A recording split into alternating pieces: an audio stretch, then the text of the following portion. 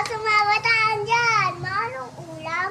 Ay pagkatapos yun naman kumain, mag-din naman kayo sa kualmahin ng mama nyo para hindi nila pa na magsampay ang mama nyo. Huwag po ni cellphone lagi. Diyos ko po, inang batang ele.